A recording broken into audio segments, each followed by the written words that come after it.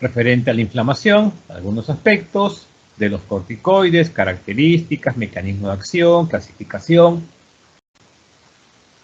farmacocinética, farmacodinamia, algunos tipos de terapias, indicaciones en odontología y algunos protocolos. De igual manera, comenzaremos hablando sobre los aspectos de la infectología, ¿no? ¿Qué es una infección odontogénica, sus características?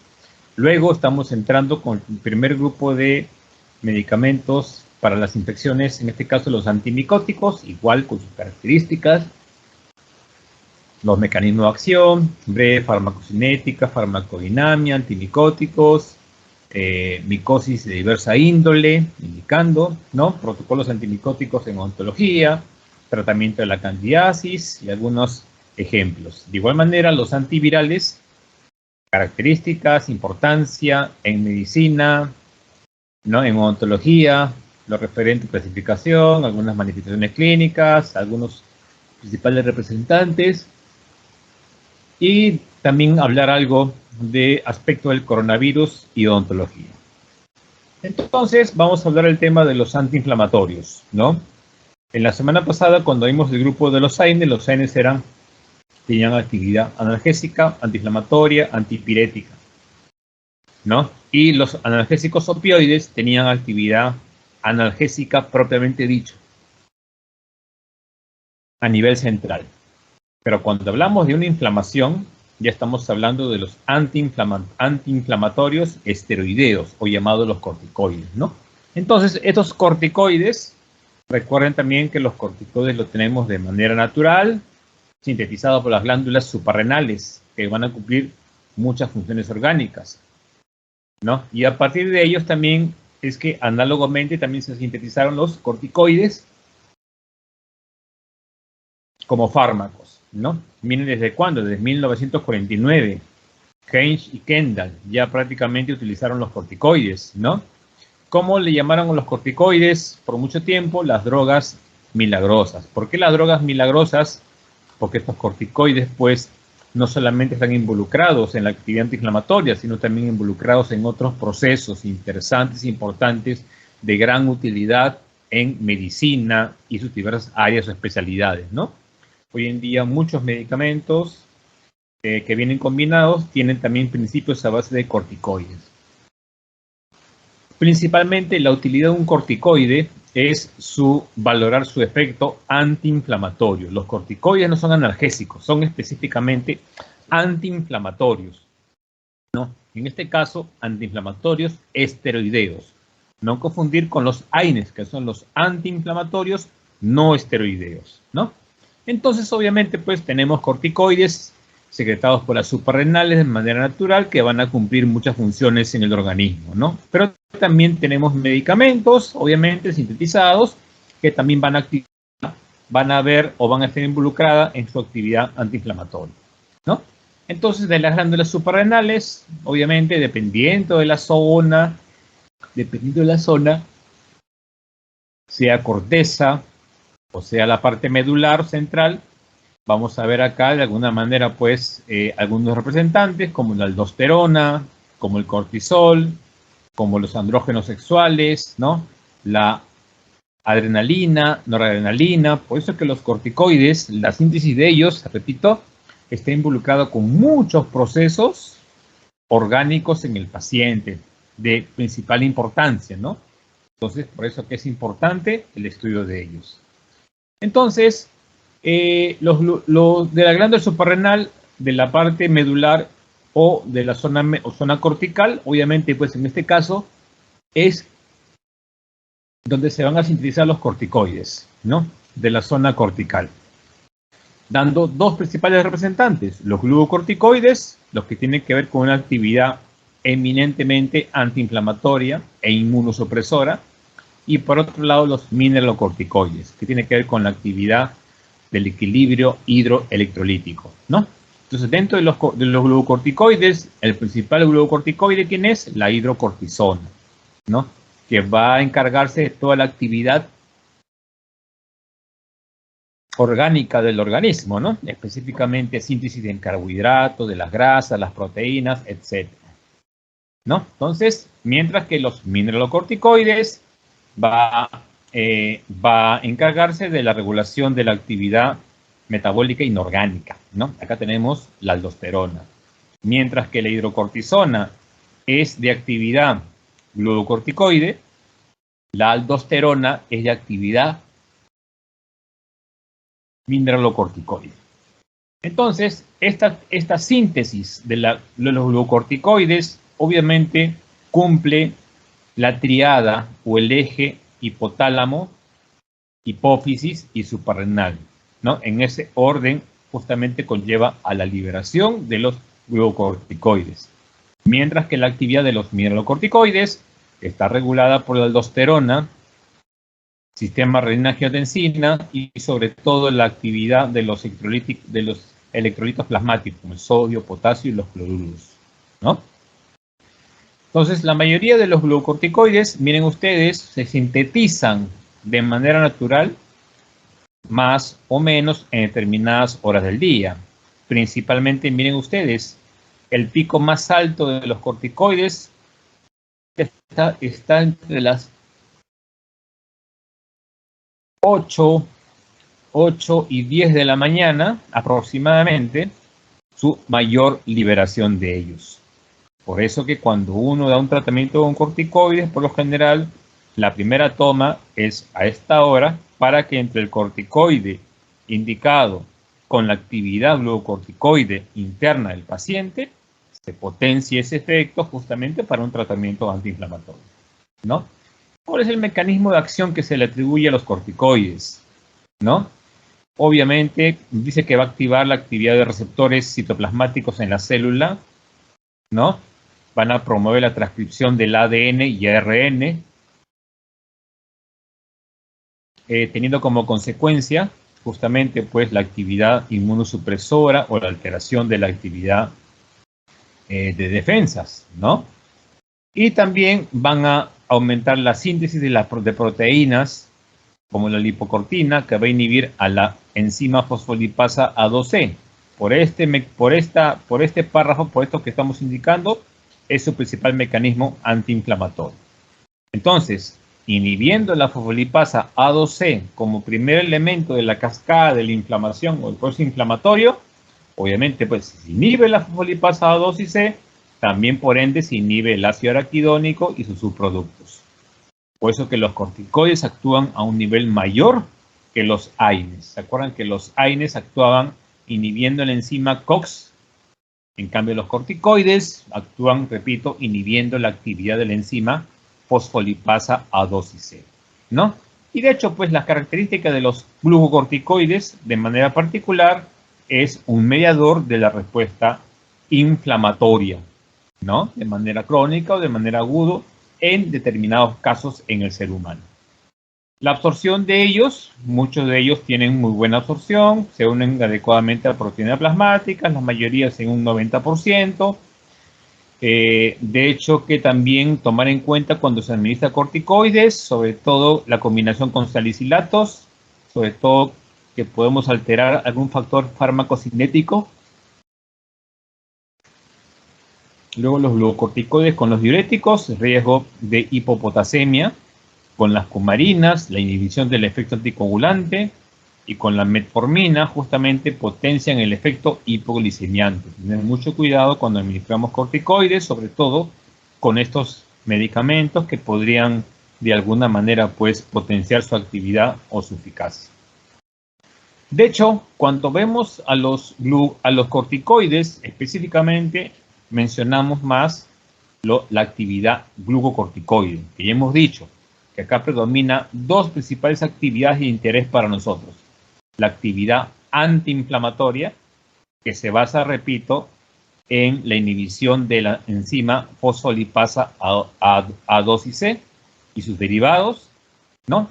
Pero también, por otro lado, por su actividad a nivel de los ácidos nucleicos, puede afectar de alguna manera la actividad de algunos elementos celulares como los macrófagos, fibroblastos, afectando justamente los fenómenos de reparación tisular, ¿no? Y la actividad inmunológica, tener en cuenta que los glucocorticoides pueden disminuir la síntesis y función de los linfocitos T y B, macrófagos, involución del tejido linfoide, ¿no?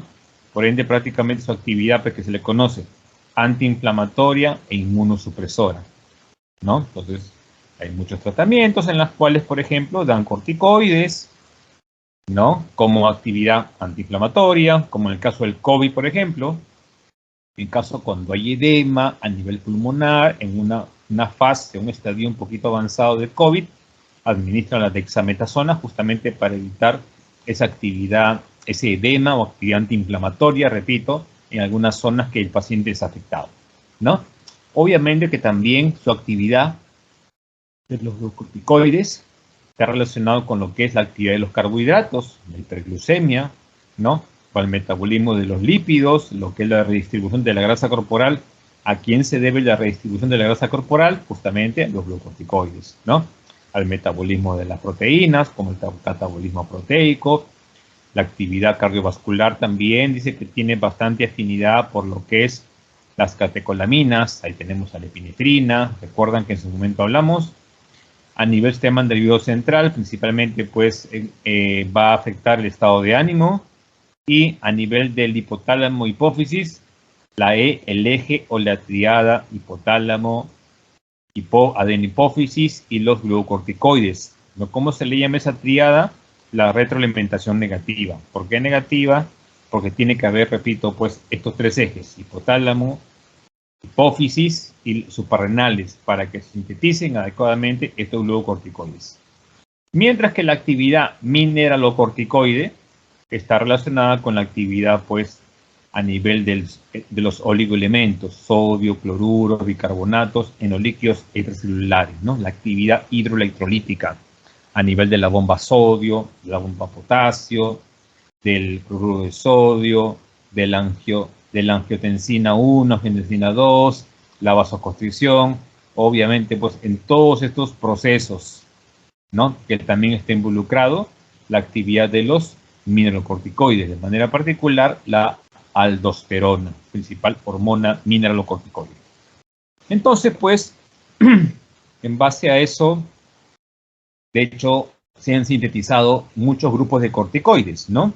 De repente, alguno de ustedes puede haberlos de repente tomado, un familiar, ¿no? Y vemos, repito, muchos representantes. Vamos a dar, obviamente, cierta importancia a los representantes, ¿no? En este caso, pues, de interés para nosotros. Acá tenemos a la dexametasona, la hidrocortisona, la prednisona, la betametasona, y justamente, pues, estos corticoides tienen muchas presentaciones comerciales, lo que nos da la posibilidad, pues, de poder elegir una determinada variedad de ellos. Muchos de ellos también se encuentran en muchas formas de presentación. Miren la dexametasona, por ejemplo. Hay ampolla intramuscular, hay también ampolla por endovenoso, hay también en cremas a base de dexametasona, ¿no? Entonces, obviamente, vamos a ver que también estas presentan muchas formas de presentación. Este cuadro es interesante, ¿no? Miren ustedes, comparando la actividad glucocorticoide, recordar, la actividad glucocorticoide era la actividad antiinflamatoria y inmunosupresora. La actividad mineralocorticoide era la actividad que tenía que ver con lo que es la regulación de la bomba sodio-potasio, la actividad hidroelectrolítica. Algunos representantes, entonces, para que vean ustedes cuánto tienen de actividad glucocorticoide y cuándo se le atribuye actividad mineralocorticoide, y también, por ende, su vida media plasmática. Por ejemplo, miren la hidrocortisona. Uno como glucocorticoide, uno como mineralocorticoide. Es quizás el único corticoide que tanto se utiliza como glucocorticoide y a la vez como mineralocorticoide. En cambio, todo lo demás o son uno o son otro. En cambio, la hidrocortisona tiene ese compartimiento dual, ¿no? Por eso es que la hidrocortisona se administra cada 3 o cada 4 horas. Luego también tenemos otro acá, la prednisona, ¿no? Miren, su actividad glucocorticoide es como 4, su actividad mianocorticoide 0,3, o sea, obviamente pues prácticamente casi nada. Entonces justamente eso determina que la prednisona se puede administrar 4 o 3 veces al día, dependiendo del caso. Y así por el estilo. Miren ustedes la dexametasona, su actividad glucocorticoide es como 30. De todos los anteriores, es el más potente de todos. Miren su actividad mineralocorticoide, no tiene. Por eso que la dexametasona por lo general se da una vez al día. En algunos casos se da 2 veces al día, dependiendo de la severidad de la inflamación. Mientras que los que tienen actividad mineralocorticoide, ¿no? Obviamente, pues, tienen los marcadores mineralocorticoides más elevados, como los tiene los medicamentos de la actividad glucocorticoide, justamente, pues, para saber su actividad que predomina. Repito, en el caso de los mineralocorticoides, acá lo que predomina es la actividad netamente mineralocorticoide, ¿no? Entonces, miren ustedes acá la fluidocortisona y la deoxicortisona. Bien, ¿qué aplicaciones terapéuticas se le atribuyen los corticoides, no? Miren ustedes, una aplicación terapéutica endocrina, sobre todo para terapias de reposición, cuando de repente pues, hay una patología en ese eje hipófisis, hipotálamo, suprarrenales, de repente una lesión a ese nivel, un golpe, de repente pues una metástasis o un tumor, ¿no? Y el tumor más característico de la actividad endocrina es el feocromocitoma, y en las cuales obviamente pues acá hay que hacer la terapia de reposición hormonal. La hormona que no tiene o que no sintetiza la actividad endocrina, ¿no? Entonces tiene que darse un tratamiento alternativo. Mientras que la segunda actividad, las actividades terapéuticas de los corticoides, netamente por las cuales se le conoce más. Su actividad antiinflamatoria e inmunosupresora. Miren ustedes, ¿no? Los corticoides tienen múltiples acciones de índole inflamatoria, ¿no? De índole antiinflamatoria, perdón, ¿no? Entonces, para trastornos inflamatorios moderados a severos, tipo agudos o tipo crónicos, como el estatus asmático, ¿no? Hay corticoides por inhalación para los que tienen problemas respiratorios, con el caso de dermatitis cutánea, con lo que es eczema, lo que es prurito, picazón o lesiones en la piel, se echan cremas a base de corticoides. Para el edema generalizado y cerebral por traumatismo encefalocraneano también, justamente para reducir la inflamación del cerebro, en problemas oculares, en problemas tópicos, ¿no? Entonces también el uso de los corticoides. En procesos inflamatorios, osteoarticulares y afines, ¿no? También en algunos casos, pues la terapia justamente en pacientes los que han tenido problemas a nivel de las articulaciones, tradicionalmente pues fueron los corticoides, ¿no? Pero hoy en día, justamente pues para minorar el efecto adverso de ellos, es que se dan terapias a base de manera natural o de repente solamente de los AINES, ¿no? Para tratar de atenuar o amenguar, repito, esa condición. En trastornos inflamatorios moderados agudos de tipo crónico, enfermedades reumáticas, obviamente, la gota o la enfermedad inflamatoria en el articular en las cuales se edematiza o se hincha las articulaciones, glomerulonefritis, en problemas inflamatorios intestinales y en dermatología también hay preparados a base justamente de corticoides, ¿no? Para los casos de acné, para los casos, repito, de rosácea o alguna afección tópica. En el caso, miren, de hepatitis, enfermedad del colágeno, lupus eritematoso sistémico, procesos inflamatorios osteoarticulares, obviamente, y afines, ¿no? Entonces, miren ustedes la amplia actividad. Y también en cuadros agudos crónicos de tipo alérgico. Frente a una reacción anafiláctica, la triada, ¿no? Adrenalina, corticoides y antihistamínicos van de la mano, ¿no? Por eso que siempre ustedes deben tener bajo la manga como un recurso ante una actividad donde hay de repente una reacción adversa, justamente tener su adrenalina, su dexametasona y su clorfenamina, ¿no? O sea, adrenalina, corticoides y antihistamínicos, para poder contrarrestar justamente pues el edema, lo que es la reacción histamínica y sobre todo pues el problema a nivel pulmonar respiratorio, porque el paciente pues tenga una permeabilidad pulmonar y eso genere de hecho pues una mejor recuperación del paciente, ¿no? Entonces también para casos de alergias, para reacciones adversas a los fármacos, ¿no? Los corticoides son muy conocidos justamente por ser parte del protocolo que se utiliza para el tratamiento de una enfermedad pues de tipo inflamatorio, en este caso de tipo alérgica, ¿no? Entonces cuando hay una alergia también es importante el uso también de un antihistamínico y un corticoide para contrarrestar cuadros cuando hay una urticaria intensa, cuando hay edema angioneurótico que se edematiza la glotis, ¿no? Justamente habiendo un edema y trayendo como consecuencia principalmente pues la dificultad que el paciente pueda respirar, ¿no? Y también en otros casos, miren ustedes, los mielomas, linfomas, leucemias, enfermedades hemáticas, trasplante de órganos. Entonces, por eso que cuando estuvimos empezando en la enfermedad diapositiva, decían, los corticoides son las drogas, cúralo todos, porque obviamente van a tener una actividad muy variada en entidades, ¿no? Problemas de piel, en caso de problemas crónicos obstructivos, pulmonares, en caso de TEC severo, de edema cerebral, a nivel de conjuntivas, ¿no?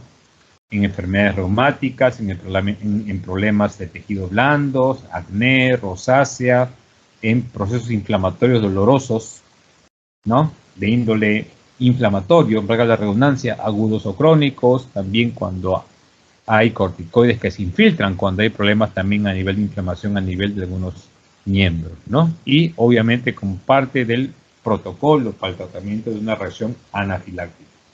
Por eso con el consultorio no debe faltar una adrenalina, no debe faltar una dexametasona, no debe faltar un antihistamínico como la clorfenamina, ¿no? Uno nunca sabe cuándo una reacción adversa puede presentarse y si no tiene los elementos importantes para poder contrarrestarla, ¿no? Va a haber un problema en el paciente.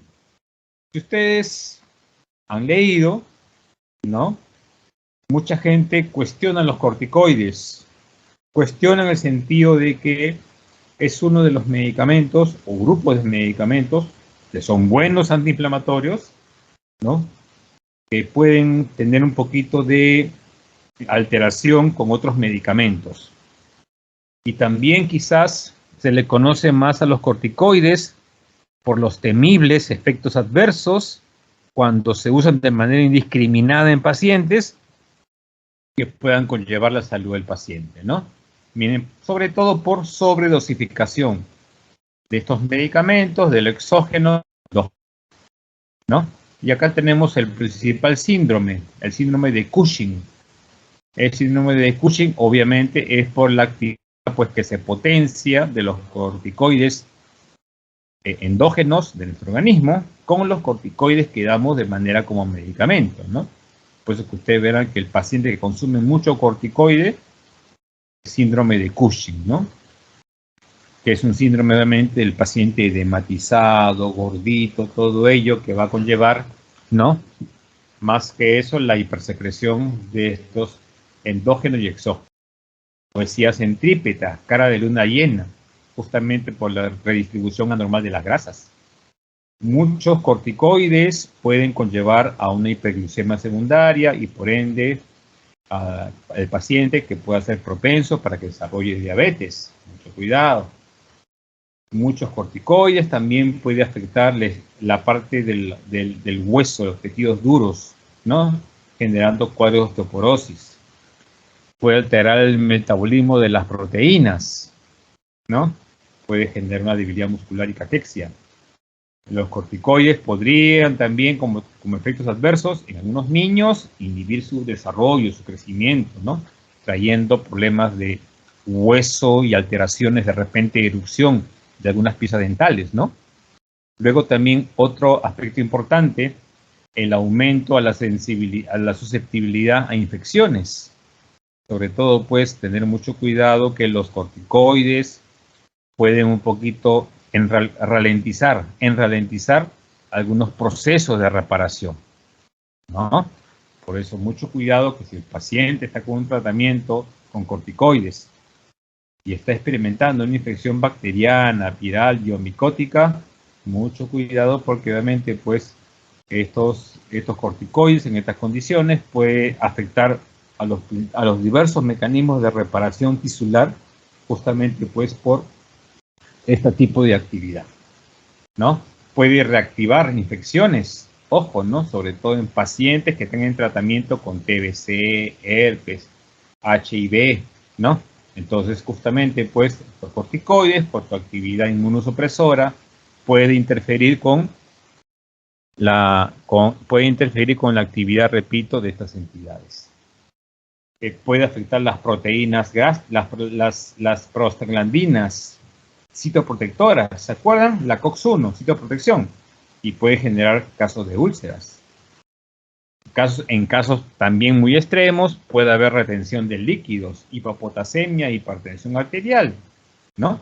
Entonces, obviamente, pues, miren ustedes algunas de las RAMs o reacciones adversas a los medicamentos que se le atribuye a la actividad corticoide, ¿no? Glucocorticoide más a predominio que la actividad mineralocorticoide. Acá tenemos el famoso síndrome de Cushing, ¿no? Esquematizado, en las cuales solamente son pacientes susceptibles a hiperglucemia, irritabilidad, estematizado, extremidades delgadas, dificultad gástrica, aumento de las mamas, la cara de luna llena, ¿no? La osteoporosis propenso, piel fina, estrías púrpuras, contusiones y petequias. Son ciertas características que se le atribuye al síndrome de Cushing, que es el síndrome que caracteriza a los glucocorticoides, ¿no? Entonces acá miren ustedes pacientes que están con terapia de corticoide, edematizados, ¿no? Justamente porque este puede afectar el mecanismo de acción de algunos reguladores, ¿no?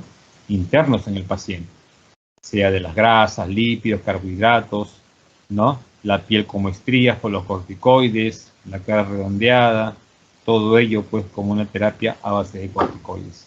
Estrías, todo ello.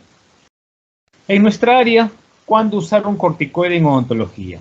Reserven los corticoides en odontología para procesos inflamatorios moderados a severos, ¿no? Primero agoten antiinflamatorios no esteroideos. Primero agoten los AINES.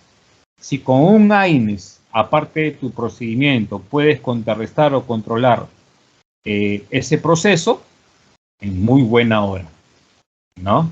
Pero solamente estos corticoides en odontología, reservarse para procesos inflamatorios moderados a severos, ¿no? No son analgésicos, son eminentemente antiinflamatorios, ¿no? Entonces, obviamente, primero agotar la utilidad de los AINES. Usualmente, cuando se administran los corticoides, tienen que ser por tiempos cortos, no más de 3 a 4 días, porque así aminoramos los efectos adversos probables que de repente puedan tener ellos, ¿no?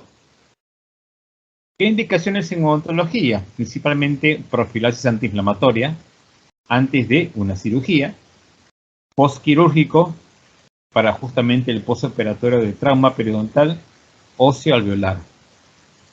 Por infiltraciones submucosas directas en la zona inflamada, ¿no? Paterceras molares, ¿no?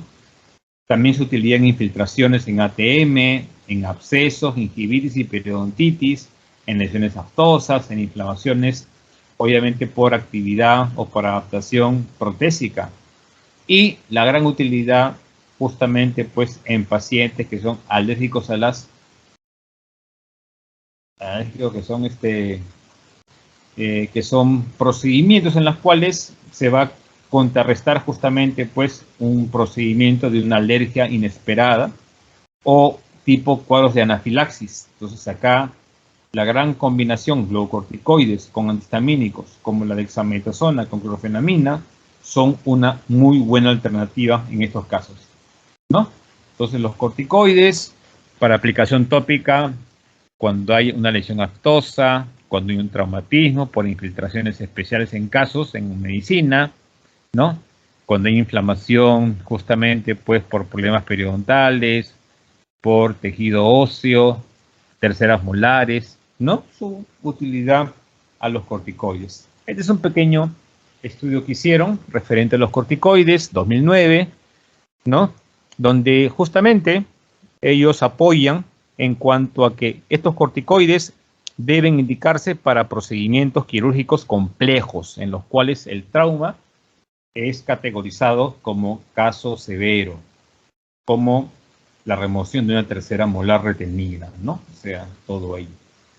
Siempre una tercera molar va a generar, por lo general, por su ubicación, por su posición, pues, un procedimiento traumático. Hay que hacer palanca, brazo de palanca, hay que hacer colgajos, todo ello, pues, y eso en muchos casos a veces conlleva, repito, a todo un proceso inflamatorio en la zona, ¿no? Entonces, una que se está utilizando en este estudio, pues justamente la aplicación directamente en la zona del glucocorticoide para minorar in situ la respuesta inflamatoria temprana, ¿no?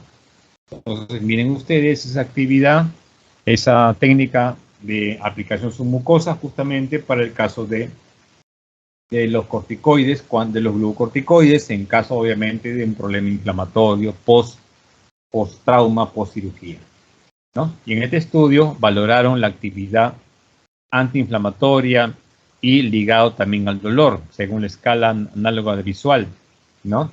Donde compararon el control, la intramuscular y la submucosa, ¿no? En cuanto a efectividad durante determinados días. Y miren ustedes que la técnica submucosa, me estoy refiriendo a esa técnica de acá, donde se aplica directamente el fármaco en la zona que ha sido tratada, en un lapso prácticamente de un día, justamente bajó la inflamación, el dolor, juntamente con el intramuscular, ¿no? Pero obviamente mantuvo un mejor pico o un mejor parámetro en su actividad. Luego también valoraron lo que es el edema facial, justamente, ¿no? En milímetros y durante los días. Y justamente de la técnica submucosa, ya prácticamente en el primer día, el tercer día, ya hubo una disminución considerable de la inflamación, del edema en esa zona. La apertura bucal limitada, ¿no? Cuando uno no puede abrir la boca por una inflamación, por un edema, ¿cómo se le llama a esa apertura máxima en la boca? Se le llama la apertura bucal correspondiente, ¿no? Entonces, cuando el paciente no puede abrir esa apertura bucal por un problema de trauma, se le llama el trismus. Y cuando el paciente hace un contacto patológico prematuro entre los arcadas superior e inferior, está conllevando a un caso de bruxismo, ¿no? En este caso, obviamente, cuando hay una inflamación posoperatoria, todo eso, es bien engorroso lo referente a la actividad, pues, a la inflamación. Y miren ustedes, la submucosa y la intramuscular van de la mano, con efectividad al primer día, y de ahí, obviamente, pues, va manteniendo una línea horizontal hasta la semana de tratamiento. ¿Comparado con quién? Con la intramuscular, ¿no? Miren ustedes el grupo control, la apertura bucal no fue muy buena, pero en cambio en lo que es la valoración de la apertura bucal por el índice adecuado, sería el correcto o el que mejor presentó su actividad, ¿no? Entonces, como le decía yo, en cuanto a vías de administración, tanto la dexametasona, ¿no? Que es la que tiene más forma de presentación, tiene mayor utilidad. Luego también tenemos a la betametasona, a la prednisona, la hidrocortisona, ¿no? Para también utilidad que tienen pues en otros índoles. Entonces, ¿qué protocolo acá podemos ver justamente como profiláctico antiinflamatorio? O sea, antes de la intervención o antes de la cirugía, media hora antes una inyección intramuscular de esta dexametasona para que el paciente esté cubierto y ya se le pueda proceder justamente a hacer esa cirugía, ¿no? O sea, antes de como profiláctico, postquirúrgico como antiinflamatorio, ¿no? Obviamente después de la cirugía, entonces pues el uso de la dexametasona con diclofenaco o ketorolaco, depende, si es ketorolaco, el ketorolaco es más analgésico y el diclofenaco es un analgésico antiinflamatorio. Entonces yo sugiero acá, principalmente en el postquirúrgico, la utilidad de una dexametasona con un diclofenaco o con un ketorolaco, ¿no? Diclofenaco es un analgésico antiinflamatorio y ketorolaco principalmente se va como antiinflamatorio, como analgésico de apoyo, ¿no? Entonces, diclofenaco analgésico antiinflamatorio, el ketorolaco analgésico, que en combinación con la dexametasona se potenciaría, ¿no? O también el postquirúrgico, la dexametasona, una tableta cada 12 horas por 2 a 3 días.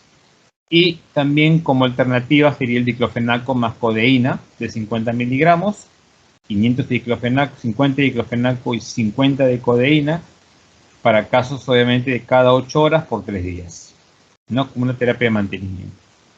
Y en el postquirúrgico inflamatorio, antiinflamatorio inmediato, aplicación directa, como mostré en la foto anterior, de la dexametasona, 1 o 2 mililitros, para que más o menos pues vean ustedes la alternativa que hay como ataque y como mantenimiento, ¿no? Diclofenaco paracetamol por 2 o 3 días, cada 8 horas, diclofenaco más complejo B, cada 8 horas por 3 días, y diclofenaco más codeína de 50 a 500 miligramos vía oral cada 8 horas por 2 a 3 días, ¿no? Como complemento de ello. Luego también la dexametasona para un caso de un tratamiento, pues, de una alergia, en combinación con clorfenamina, es una buena alternativa para contrarrestar un caso, pues, de una reacción alérgica o anafilactoide. Entonces, ya por vía oral, la dexametasona con loratadina o la dexametasona con clorfenamina. Lo referente a shock anafiláctico, ahí de hecho quien encabeza todo es la epinefrina. Ya hemos visto esto en algunos protocolos anteriores. Aquí más tenemos a la dexametasona, ¿no? Y obviamente en caso de shock anafiláctico también va a requerir otros elementos para valorar lo referente a algunas características de terapia en el paciente, de ayuda de complemento, ¿no? La oxigenoterapia, las funciones vitales. Entonces, en muchos casos, obviamente, pues en shock anafiláctico, quien comanda es la epinefrina, ¿no? Y de hecho, pues la dexametasona con la clorfenamina, entonces para el tratamiento, repito, de este cuadro de shock anafiláctico. Entonces, cuando pensamos en los corticoides, tenemos que pensar, pues, en medicamentos que pueden interferir en la producción endógena de estos, ¿no? Su uso indiscriminado puede traer problemas de afectar la citoprotección. Son excelentes antiinflamatorios, pero resérvelos en odontología para casos muy particulares. Deben justificar su utilidad, ¿no? Conociendo el medicamento. Obviamente, hoy en día los corticoides se dan bajo normas estrictas, ¿no? Bajo receta médica, ¿no? Y con la indicación justamente del medicamento en cuanto a sus pros y sus contras. En pacientes que estén en terapia con corticoides por tiempo prolongado, obviamente hay que retirarlo de manera gradual y progresiva, ¿no? Contraindicado en caso de osteoporosis, tuberculosis, diabetes mellitus e hipertensión arterial. En ello está contraindicado el uso de los corticoides. Si acá vemos algunos representantes interesantes, miren ustedes, la hidrocortisona, el sulocortef, cómo se encuentra, en ampollas, ¿no? Justamente para esto, por lo general, su administración de la hidrocortisona es vía endovenosa, ¿no? Miren aparte la dexametasona, el Dexacor, el Decadrón, el Calonat, la en tabletas, la en crema, la en jarabe, en ampolla, ampollas de 4 en 1, 4 en 2, 8 en 2, vienen prácticamente ya mayor reserva repito, del correo, ¿no? El Encicor, unas cremas que se utilizan para mucosas, ¿no? Tiene hidrocortisona, tiene oxitociclina, tiene benzocaína. Miren el Kenacor, que es la acetonida triamcinolona, para infiltraciones también a nivel, repito, de las articulaciones. Otro también medicamento de utilidad para lo que es la mucosa óptica, el otosambón, que tiene lidocaína, tiene fluorocortisona, tiene polimicina, bacitracina. Y lo que es la dexametasona con framicetina, el Framicor o el colirio, ¿no? Que también tiene utilidad, repito, para tratamientos especiales cuando haya habido, pues, problemas a nivel óptico. Luego la dexametasona con la framicetina, ¿no? El Framicor para problemas a nivel ocular. El otosambón es para problemas a nivel óptico. Y el Encicor es para problemas a nivel de mucosa, de tejidos blandos. El Flixotide como inhalador tiene a base la beclometasona y propionato de fluticasona. Y la crema dérmica, como el Notil, tiene dexametasona, tiene clotrimazol y tiene gentamicina. Entonces, dexametasona, clotrimazol y gentamicina son los principios activos que tiene el Notil, ¿no? Como una crema dérmica. Miren ustedes entonces, ¿no? Cómo se combinan corticoides con otros medicamentos, justamente para que se vea potenciada su actividad y sus principales parámetros utilizados, repito, a diario para el tratamiento, pues, de algunos cuadros clínicos. Si hojeamos el vademecum y vemos la dexametasona, ¿no? Vamos a ver, obviamente, pues, las indicaciones, las interacciones, las contraindicaciones, ¿no? Las precauciones, advertencias, RAMS y tratamiento por sobredosis, ¿no? Entonces, si ustedes ven o revisan la actividad de los corticoides, van a ver que es muy variada, muy diversa. Y eso obedece, pues, a que son drogas, repito, que deben ser usadas, justificadas con mucho conocimiento de causa, ¿no? Bien, con ello hemos hablado ya de los antiinflamatorios no esteroideos la semana pasada, los analgésicos opioides, mayores y menores, y en este caso los glucocorticoides, como agentes antiinflamatorios para casos moderados a severos, ¿no? Vamos entrando a la otra parte del curso, ¿no? Con lo que es infectología. ¿Qué es la infectología? ¿No? Obviamente que es una gran área de la medicina interna que se encarga del diagnóstico, prevención y tratamiento de enfermedades producidas por agentes infecciosos, ¿no? Entonces, hoy en día, las infecciones, la infectología, justamente, pues, agentes patógenos, como los hongos, los virus, las bacterias, protozoarios, priones, justamente es la indicación principal para lo que es la infectología, ¿no? Los patógenos causantes de muchas de las infecciones que han afectado al ser humano.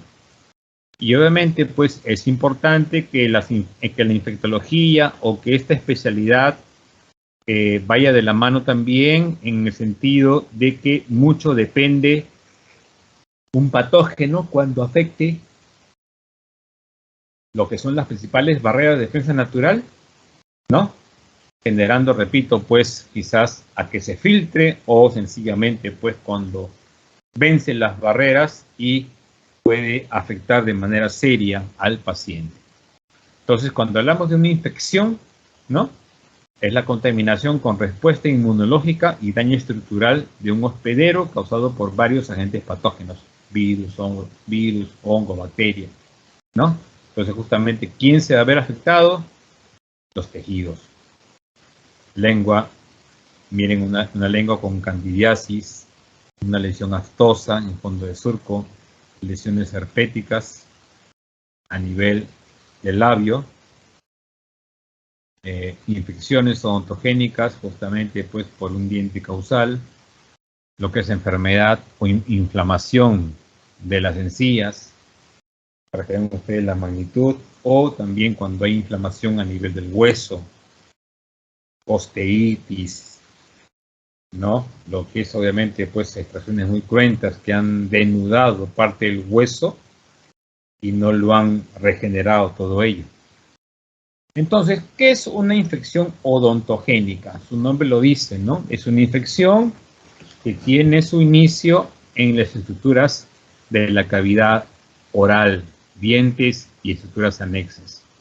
El origen principalmente carie dental, ¿no? La carie dental es el principal agente causal de lo que es una infección odontogénica, por lo general. ¿Qué caracteriza una infección odontogénica? ¿No? El ser endógena, o sea, interna, ser dinámica, ser activa y presencia de patógenos aerobios y anaerobios, o sea, mixta. Obviamente, hoy en día, muchas infecciones odontogénicas tienen la característica de que afectan a patógenos anaerobios, ¿no? Por eso que muchas enfermedades por anaerobios, ¿no?, se están viendo en odontología, ¿no? Y eso conlleva a utilizar, por sentido común, un antibiótico que tenga selectividad por patógenos anaerobios. Ya las próximas semanas lo mencionaremos, ¿no? Entonces, justamente, pues, una infección odontogénica tiene la característica de ser endógena, de ser dinámica, de ser mixta, entra a la cavidad, dependiendo de dónde se aloje, lo que pueda penetrar, va a afectar los tejidos blandos, tejidos duros, todo ello, pues, y de repente llegar a más profundidad. Y eso conllevar, pues, a dos condiciones, ¿no? Una infección primaria, cuando se afecta una determinada zona, e infección secundaria, cuando ya se afectan otras estructuras por vecindad. El origen o la génesis de una infección comienza por lo general con una infección periapical, en el periápice del diente, que dependiendo de las condiciones del paciente, dependiendo de ciertos aspectos, va a tomar dos caminos, lo agudo o lo crónico. Lo agudo, una difusión por sangre hemática, puede conllevar una tromboflebitis, puede haber una fistulización cutánea o mucosa, puede haber una difusión tisular, celulitis o absceso, ¿no? Mientras que por otro lado, en la parte crónica, principalmente la actividad de un granuloma o un quiste, pero también la posibilidad que de la parte crónica pase a aguda o de aguda a crónica, ¿no? Entonces, todas estas piezas dentarias que están acá, si ustedes son buen observadores, a nivel del ápice tienen una lesión negrita muy intensa, que ya nos hace pensar de que hay algo raro ahí, ¿no? Hay un proceso degenerativo ya que se ha iniciado en el diente y es lo que se tiene que corregir para que no avance. En muchos de los casos se trata, o en otros de los casos sencillamente la pieza dentaria es extraída, ¿no? Obviamente, pues, que una infección odontogénica por tener al diente en vecindad con estructuras importantes hace que ésta pueda centrarse o pueda de repente diseminizarse. Al diseminarse va a afectar a estructuras contiguas, ¿no? Generando caries, gingivitis, pulpitis, periodontitis, osteitis, periostitis, celulitis. Dependiendo la zona que agarre, va a depender de alguna manera el grado de compromiso, ¿no? Por eso que cuando hablamos de la caries dental, y caries dental ustedes lo van a ver pues en muchos cursos, ¿no? Hay un ciclo. Y justamente una caries dental no tratada adecuadamente, no prevenida adecuadamente, pues es toda una condición para un paciente pediátrico, ¿no? Porque cuando ya la caries avanza y se compromete la pulpa dental, en este caso el cono pulpar, ¿no? Entonces ya, y eso avanza, va por vía hemática, se va a difundir a los tejidos, al periósteo, al hueso, al subcutáneo, generando celulitis, generando abscesos, infecciones e hipoplasia, ¿no? Una hipoplasia es el poco desarrollo que ha tenido determinada estructura, en este caso una hipoplasia de tipo dental, ¿no? Dientes de repente que por A o B motivos no se han desarrollado, ¿no? También, obviamente, que una lesión cariosa va a conllevar en algunos casos la pérdida de la pieza dentaria, y esta pérdida de la pieza dentaria puede de repente alterar la cicatrización, ¿no? Por eso hay que tener en cuenta todos estos detalles. Y la caries va progresando, ¿no? De fuera hacia adentro, agarrando primero el esmalte, después la dentina, si se profundiza, ya prácticamente pues el tratamiento de endodoncia, ¿no? Cuando una lesión ya va a mayor profundidad, obviamente lo que se compromete es también el tratamiento. Por eso que es muy simple que una infección odontogénica, que todo va por vía sanguínea, todo va por vía hemática, pues es la que tiene que responder, es la que tiene pues la responsable justamente de que por vía hemática una infección odontogénica vaya a distancia a alojarse los patógenos de esta zona, viajen, bacterias, todo eso, y se alojen en el cerebro, en el corazón, en los pulmones, articulaciones, los riñones, como una diseminación de una infección odontogénica. Entonces, habiendo hecho esta introducción referente a a la infectología, qué es la infectología, qué caracteriza la infectología, vamos a hablar sobre los antimicóticos. Obviamente vamos a orientarlo pues a nuestra área, ¿no? Cuando hablamos de los antimicóticos estamos hablando pues de la micosis, ¿no? Obviamente los hongos. Hoy en día pues referente a los antibióticos, en este caso los antimicóticos, justamente pues vamos a ver la actividad micótica, fungicida y fungostática.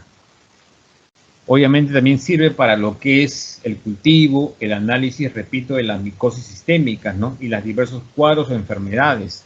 Por eso que el cultivo de los hongos tiene que hacerse en placas Petri especialmente preparadas o acondicionadas con su caldo de cultivo, la microscopía, el uso de tubos de ensayos para ver el crecimiento de colonias, todo ello, ¿no? Obviamente casos mucho más complicados va a conllevar a que de repente pues ya se combinen corticoides o antimicóticos, perdón, con otros antibióticos, ¿no? Dependiendo si es superficial o si es profunda, ¿no? Porque una infección micótica profunda ya va a ser granulomatosa, impidiendo que el antibiótico o el fármaco pues llegue a esa zona en muchos casos, ¿no? Entonces, pues, también otra característica es que los hongos son de crecimiento lento, ¿no? Entonces, justamente acá tenemos que ver el mecanismo de acción de algunos antimicóticos para que más o menos sepan a qué me estoy haciendo referencia, ¿no? Entonces, micosis profunda, ya acá sí se tiene que utilizar corticoides y antibióticos de espectro ampliado, ¿no? Para de repente cubrir a estos patógenos. Las micosis generalizadas van a producir diversos cuadros clínicos. Por eso que en el diagnóstico para la micosis es la microscopía, los cultivos, las tinciones, ¿no? Para de alguna manera, pues así elegir los antimicóticos en cuanto a grupos. Dos grandes grupos, los que afectan la membrana celular. Acá tenemos a los antimicóticos poliénicos y los azoles, mientras que los que van a afectar la actividad de los ácidos nucleicos, ¿no? Como la gliceofulvina. Entonces, la mayoría de los antimicóticos que utilizamos nosotros, por lo general, son los que van a afectar la membrana del hongo, ¿no? La membrana celular, como los poliénicos y los azoles. Entonces, cuando vemos lo referente a los hongos también, vamos a ver de alguna manera, pues, como la micosis clasificación, ¿no? El tipo de hongo, obviamente quizás nos relacionamos con el hongo que más usamos. Y de hecho la patología, miren ustedes, el hongo es el hongo Candida albicans, y miren la patología, la candidiasis mucocutánea y de membrana mucosas. ¿No? Miren ustedes, por ejemplo, el Histoplasmosis capsulatum, producido ¿por qué? Por la paracoccidiomycosis. El Cryptococcus neoformans, ya hablando de agentes micóticos más profundos. El Cryptococcus neoformans, ¿no? Que va a producir la criptococosis. Algunas son como enfermedades ya en ceja de selva por esa zona, ¿no? Entonces, obviamente, pues, estos antimicóticos van a estar en muchas partes del cuerpo, no solamente van a afectar la cavidad oral, en algunos casos, sino también van a ser como parte de que van a afectar otras estructuras importantes. Entonces, miren acá los diversos casos, pues, de micosis que afecta al ser humano, ¿no? Los honguitos, la tiña, los hongos a nivel de las uñas, los honguitos granulomatosos, ya más deformidad, más complejo, porque de alguna manera ya no se puede regenerar adecuadamente bien. La candidiasis orofaringea, la candidiasis debajo de las mamas, en lo que se refiere a lo que es pues micosis a estos niveles, ¿no? También micosis justamente porque ya endémica, ¿no? Justamente por algún agente vector, alguna contaminación, que es lo que puede pasar. Entonces aparecen los antimicóticos, ¿no? Los antimicóticos para lo que es micosis subcutáneas y profundas, micosis superficial. Para micosis subcutáneas y profundas, acá tenemos a la anfotericina B y los azoles, ¿no? Grupo imidazoles, grupos triazoles. En los triazoles tenemos al fluconazol. Mientras que en la micosis externa o superficial, acá tenemos al clotrimazol y al miconazol, ¿no? Como agentes para también el tratamiento de la micosis. Y la mayoría de los azoles, como el fluconazol y derivados, su mecanismo de acción van a bloquear la formación del ergosterol en la membrana celular por inhibición de la 14-alfa desmetilasa dependiente del citocromo P450. ¿No? Justamente el mecanismo de acción de los antimicóticos de tipo azoles está determinado por afectar la membrana celular del hongo, que está rica en ergosterol. Entonces, afectando al ergosterol, vamos a generar una oclusión en el agente micótico, obviamente para poder combatir. Un antimicótico clásico tradicional justamente es la anfotericina B, ¿no? Es un fungicida que afecta al ergosterol, obviamente afecta la membrana del hongo, para determinados casos especiales como Streptococcus nodosus y también para micosis profunda, ¿no? Este anfotericina B tiene las características de administrarse por vía endovenosa, dosis de ataque, que podría conllevar también algunos problemas a nivel de que se afecten la inmunidad en el paciente, ¿no? Por el uso indiscriminado de la anfotericina B. Para casos, repito, pues de micosis profunda, de micosis ya más degenerativa, donde no solamente es el agente micótico, ¿no? También acá es el antibiótico, acá también es el agente viral. Entonces, todos estos tratamientos son a base, pues, por vía endovenosa, pacientes hospitalizados a base de anfotericina, ¿no? Miren ustedes el espectro antifúngico de la anfotericina, género Cándida, Histoplasma capsulatum, Cryptococcosis neoforma, Aspergillus, blastomicosis, leishmaniasis, ¿no? O sea, para casos severos de micosis en los cuales se requiere un tratamiento, pues, sistémico a base de anfotericina. Eminentemente es el único antimicótico que se da por vía endovenosa, ¿no? Excelente distribución, no afecta a estas estructuras. Como efecto adverso a considerar son nefrotóxicos los antimicóticos. Y también reportado por ahí cuadros de anemia, ¿no? Y también reportados cuadros de actividad neurológica y hepatotoxicidad, obviamente en muchos de los casos controladas. El otro antimicótico, en este caso que es por vía oral, ¿no? Sea comprimido, sea jarabe, tenemos al fluconazol, ¿no? Que se comporta como fungicida y o fungostático dependiendo de la dosis, ¿no?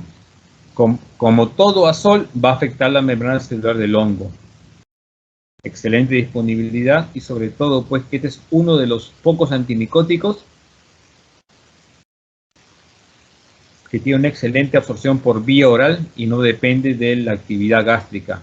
Posee bajos efectos colaterales, ¿no? Este fluconazol es de utilidad, pues, para casos, repito, en los cuales tiene que darse un tratamiento integral, ¿no? Entonces, justamente al honguito a los hongos hay que tratarlos justamente por vía oral y también en este caso por vía tópica, sea un colutorio, sea una crema, todo ello para hacer un tratamiento más integral, ¿no? Recordar también que en casos muy severos también hay que hacer pruebas especializadas un poquito para complementar, ¿no?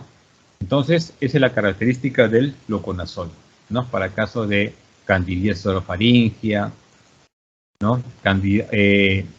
La pañalitis del bebé, algunos casos de inmunosupresión, también justamente, ¿no? Aparecen el hongo, la candidiasis como oportunista. Entonces, también el uso del fluconazol, aparte de algunas cremas también, va a favorecer también mitigar justamente la actividad de este principal agente antimicótico. Este fluconazol, obviamente, su espectro es género Cándida, Cryptococcus, Microsporum, Licopitón.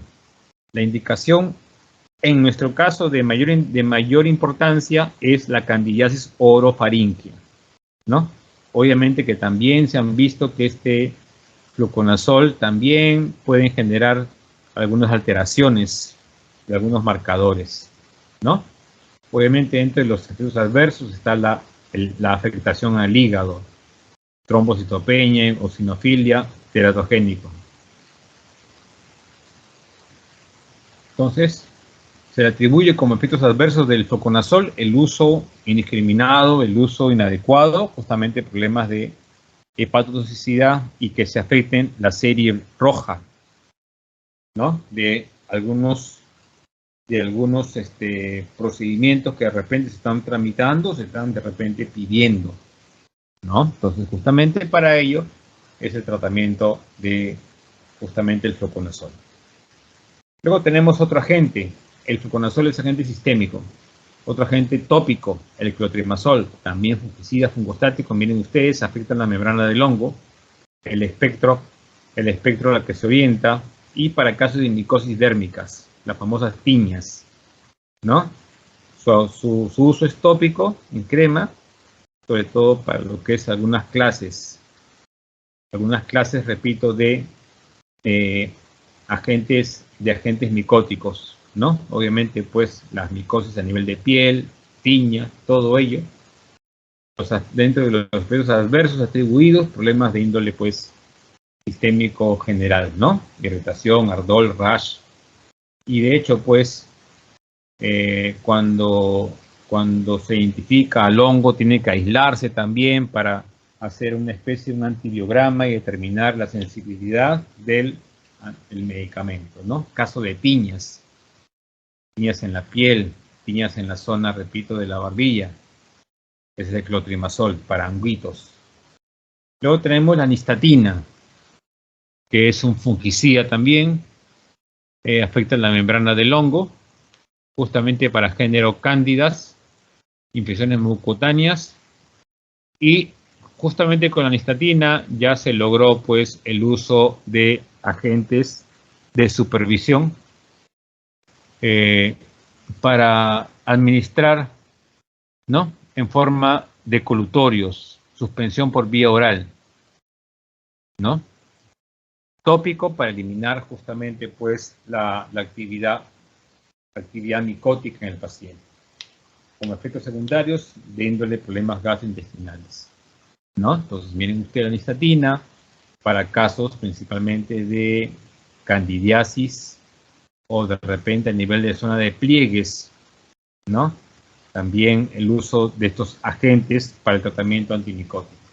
Y el miconazol, también, que es otro antimicótico fungicida de espectro ampliado, afecta el ergosterol, ya lo mencionamos, y afecta la membrana del hongo, principalmente para variedad de géneros Candida albicans, ¿no? con un tratamiento por vía oral y en candidiasis orofaringia en combinación con el fluconazol, ¿no? Como efectos secundarios, también algunos trastornos que puede conllevar su uso de manera inadecuada, ¿no? Este miconazol, miren ustedes, para casos de candidiasis orofaringia, ¿no? Que se le atribuye para cuadros de inmunosupresión, principalmente. Este género Candida albicans, que es un agente comensal, es un hongo diploide asexual, saprofito, ¿no? Se encuentra en cavidad oral, es un oportunista en la zona, que cuando de repente se afecta el pH, se afecta el medio, obviamente pues el género Candidas se convierte a la candidiasis, ¿no? No solamente en cavidad oral, en el tracto gastrointestinal y en la vagina se encuentra el género Candida albicans, ¿no? Esta candidiasis oral, justamente, ¿qué lo puede causar? ¿No? La inmunosupresión, el abuso de antibióticos de amplio espectro, corticoides, radioterapia, quimioterapia, enfermedades crónicas debilitantes, que son las causantes que aparezcan, repito, este hongo oportunista.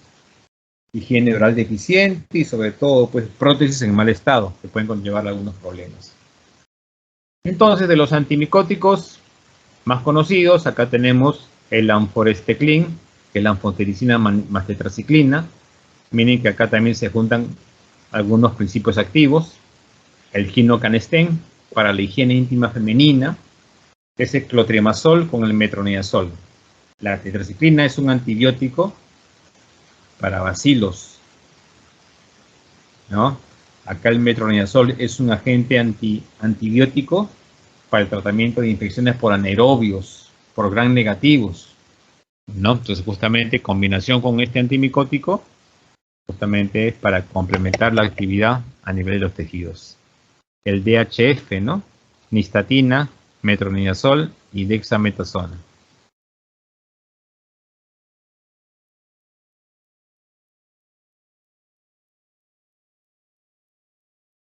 Luego también tenemos al Nizoral, que es la combinación del ketoconazol con la gentamicina, ¿no? Entonces, acá también se combinan, ¿no? Clotrimazol con antimicótico, con el metronidazol, el ketoconazol con la gentamicina, otro antibiótico también para piel, ¿no? Y en el caso anterior del DHF, la nistatina como antimicótico, el metronidazol como antibiótico y la dexametasona como antiinflamatorio. Entonces, justamente en estos preparados, ustedes van a ver que ya vienen 3 en 1, un corticoide, un antimicótico, otro antimicótico por vía sistémica y otro por vía tópica. Entonces ya es lo que más se determina, ¿no? Por ejemplo, en casos de candidiasis orofaringia, justamente tenemos al miconazol, el Dactarin gel, en colutorios o en gel oral. Ahí le dejo más o menos un protocolo para niños y adultos. Y en el caso del fluconazol, el diflucan, tableta de 150, inyectables, suspensión. Obviamente en pacientes en menor de 40 kilogramos de peso, ya por vía oral una cápsula de 150 miligramos cada 24 horas, o sea, una al día por 5 días. Al hongo hay que atacarlo a profundidad para que no haga recidiva, ¿no? Y luego, obviamente, pues de lo que es el fluconazol por vía sistémica, ya en forma tópica, tenemos al miconazol cada 6 o 8 horas por una semana aproximadamente. Y en pacientes menores de 40 kilogramos de peso, se tiene que hacer la evaluación correspondiente y obviamente el ajuste de dosis única a intervalos, ¿no? Y vamos a conversar también un poquito sobre los antivirales, ¿no? Entonces, los antivirales, como les pongo acá, son parásitos intracelulares potencialmente patógenos que tienen que ver su existencia justamente por los ácidos nucleicos, el ARN y el ADN.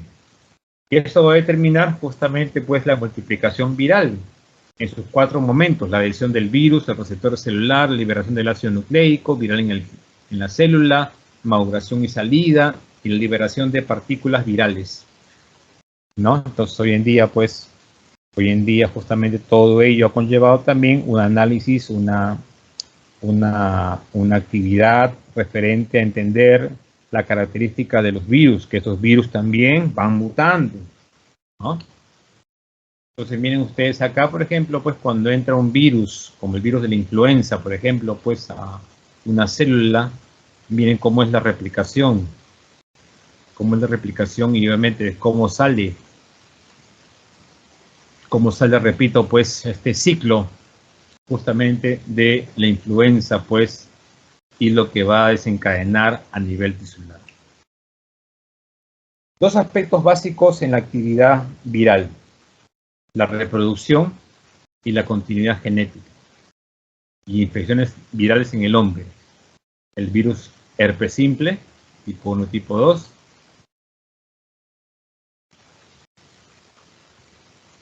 virus del herpes de varicela zoster, citomegalovirus y el virus del Epstein-Barr, ¿no? Son ciertas condiciones, obviamente, de agentes virales en el ser humano.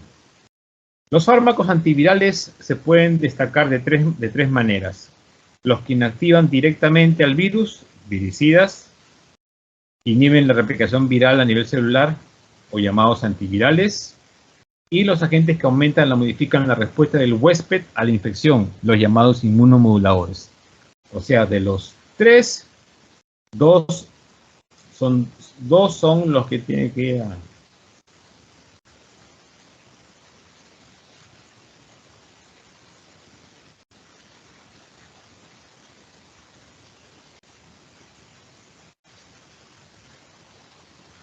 Entonces,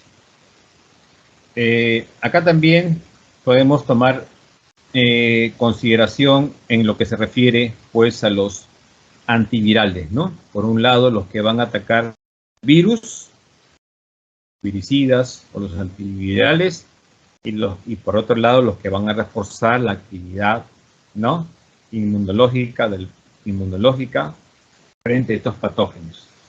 Entonces, obviamente, pues son importantes características que debemos a considerar. Entonces, los antivirales, ¿qué procesos son los que van a inhibir de manera específica, ¿no?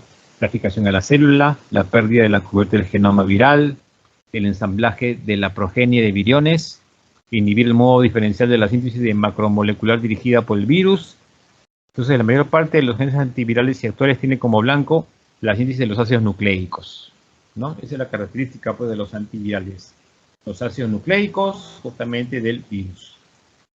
De hecho que acá pues vemos una clasificación, ¿no?, del virus del herpes simple tipo 1, llamado también a desarrollar la gingioestomatitis herpética, que va a afectar el herpes nasonavial. La forma grave es la encefalitis herpética y el herpes ocular, ¿no? También otras asociaciones, repito, de diseminación. La gingioestomatitis, obviamente, pues en su forma del virus, del virus justamente de tipo 1. Ahora también hay virus del tipo 2, herpes genital recidivante, herpes neonatal, a través que se da o que se puede contagiar a través del canal del parto, y el cáncer del cuello uterino, ¿no? Ciertas características referente a lo que es herpes virus simples, tipo 1, tipo 2, sus características y estos cómo se pueden ir complicando. De los fármacos antivirales, obviamente, vamos a ver acá a la aciclovir, que es uno de los principales representantes de los antivirales, y por otro lado los interferones, los que no son agentes antivirales, sino que solamente van a reforzar las respuestas como inmunomoduladores del sistema inmunológico, ¿no? Casos de virus del herpes simple, herpes zóster, estas vesículas que se forman, ¿no? También virus a nivel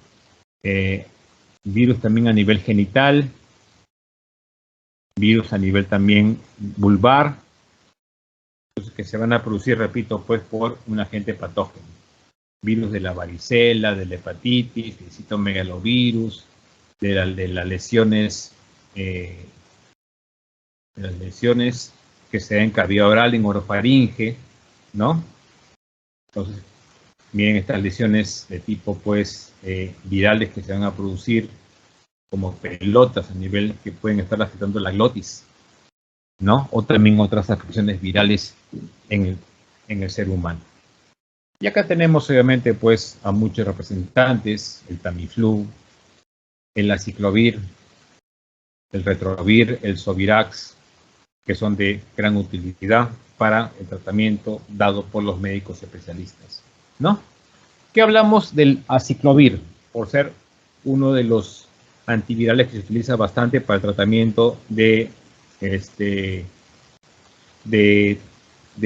tratamientos antivirales, ¿no?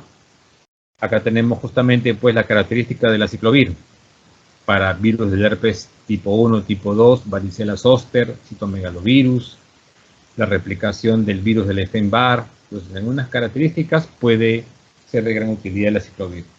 Su mecanismo de acción de la mayoría de los antivirales va a afectar el ADN, ¿no?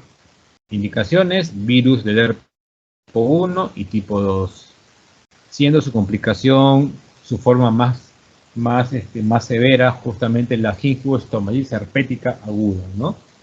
Dentro de las reacciones adversas, justamente por el aciclovir, que pueden haber alguna afectación de las enzimas hepáticas y alteración de los índices hemáticos, ¿no? Una característica de ellos. Lesiones herpéticas, que depende de la gravedad, se dará solamente el aciclovir o un antibiótico para piel. Pues eso también lo que se tiene que ver para estos cuadros. Este aciclovir, obviamente, pues tiene ciertas características, puede alterar la parte neurológica en el paciente, hay en tabletas, en jarabe, en ungüento. Para el herpes simples, una tableta cada 6 horas por 5 días. En niños, ajuste de dosis hay que hacer. Y obviamente, pues, que en estas presentaciones del virus, para el aciclovir, para contrarrestar el virus del herpes simple, ¿no? Entonces, pues, acá se le da el ajuste correspondiente, ¿no? Entonces, justamente muchos de los casos del aciclovir es para ser usados en forma de tópico ungüento y complementado a ello, obviamente, ya otra forma de presentación. Luego también tenemos a otro fármaco que fue en su momento de gran utilidad para el caso del paciente VIH, ¿no? La sidobudina, el Aviral, el AZT o el Retrovir, principalmente en pacientes, no en pacientes, en personal de salud que tenía que estar atendiendo pacientes con VIH. Entonces, justamente para ellos los retrovirus o los antivirales, ¿no? Para casos de VIH, inmunosupresión, inhibiendo la replicación del VIH, en el mecanismo de acción el DNA, polimerasa viral y RNA dependiente. Todos los antivirales por lo general van a tener como mecanismo de acción afín el mismo. Indicación para infecciones por VIH justamente fue la sidobudina, ¿no? Obviamente el gran problema es que puede afectar las series sanguíneas, ¿no? Y sobre todo, pues también hay que estar viendo el recuento de la línea de defensa, los CD4, ¿no? Para ver cómo está respondiendo al tratamiento. Obviamente, pues que ya el virus del VIH, como el virus también del coronavirus, han venido a quedarse y obviamente, pues lo que antes había la infografía para el VIH, ahora también hay bastante infografía e información sobre el virus del coronavirus, ¿no? Entonces, la característica del virus del VIH, cómo se da el contagio, quién lo tuvo, ¿no? Entonces, también esta infección por el VIH y su estadio final SIDA, ¿no? También en su momento, pues, fue todo un problema para la salud pública, ¿no? Porque no solamente se le atribuía contagios a personas del mismo sexo, sino también a los que tienen intercambio de fluidos, ¿no? Esta sidobudina también, ¿no? Puede conllevar a actividad que tiene que usarse protección para evitar la transmisión, sobre todo en casos de depresión de médula ósea, de interacción con paracetamol, ácido salicílico, benzodiazepinas y morfina, que estos pueden afectar la toxicidad por sidobudina. Esta sidobudina como antivirales, tableta de 300, cápsula de 100, jarabe de 500, ¿no? Para adultos con HIV, obviamente de acuerdo a ciertos marcadores, y también para niños, para que más o menos vean la característica referente a estos agentes antivirales. Y obviamente tenemos que un poquito conversar referente al coronavirus, que tanto como el VIH, el SIDA, ha venido para quedarse, ¿no? Y hoy día se habla bastante del coronavirus, ¿no? Ya el Colegio Odontológico ha emitido pronunciamientos, hay protocolos, ¿no? Todavía esto no ha terminado, el virus está con nosotros, ¿no? De repente el uso de los aerosoles de manera indiscriminada puede conllevar a un problema de índole, en el sentido de que podemos ser la causa de transmisión. Por eso la importancia de los equipos de protección personal, de bioseguridad, para el paciente y para los profesionales, ¿no? Y sería bueno también que ustedes entren a la web y consulten con el famoso protocolo de bioseguridad referente a lo que es, ¿no?, durante y post pandemia COVID, que el Colegio Odontológico emitió como un manual para que ustedes vean lo referente a las principales medidas de protección, el uso de material desinfectante, las buenas prácticas en esto durante pues esta pandemia y cómo debe ser nuestra atención, ¿no? De manera personalizada, qué agente desinfectante utilizar para nuestro instrumental, para nuestros ambientes, ¿no? Frente pues a este coronavirus SARS-CoV-2. Hay un montón de medicamentos que se da, ¿no? Hoy en día pues a estos pacientes que están con coronavirus, aparte de que tienen que estar aislados, el internamiento, el oxígeno, hay que darle corticoides, le dan antibióticos, le dan gastroprotectores, le dan anticoagulantes, ¿no? Aparte pues de los controles y monitoreos de las funciones vitales durante el día para ver pues cómo van evolucionando, ¿no? Por eso que ya hoy en día muchos se han llegado a ya atender ya pacientes hoy en día, pero de todas maneras tener bien claro que esto no ha terminado, el coronavirus sigue con nosotros, ha venido para quedarse, tenemos que tratarlo de manera correcta con las medidas exigidas y las normas exigidas, justamente por los protocolos de la OMS o de entidades también pues reconocidas a nivel mundial que garantizan principalmente unas buenas prácticas, ¿no? Ya que todavía se están descubriendo varias cosas del coronavirus. Hoy en día pues la inmunización se presenta como la principal arma o herramienta de protección. Ya estamos ya por la tercera dosis de refuerzo, ¿no? Y justamente la idea es que se vacunen la mayoría para poder pues tener ya una protección en masa y que las cosas vayan mejorando. Probablemente ya el próximo año ya las clases sean de manera presencial o semipresenciales. Todo va a depender de cómo se mueva o cómo estén las condiciones para que se puedan desarrollar las clases.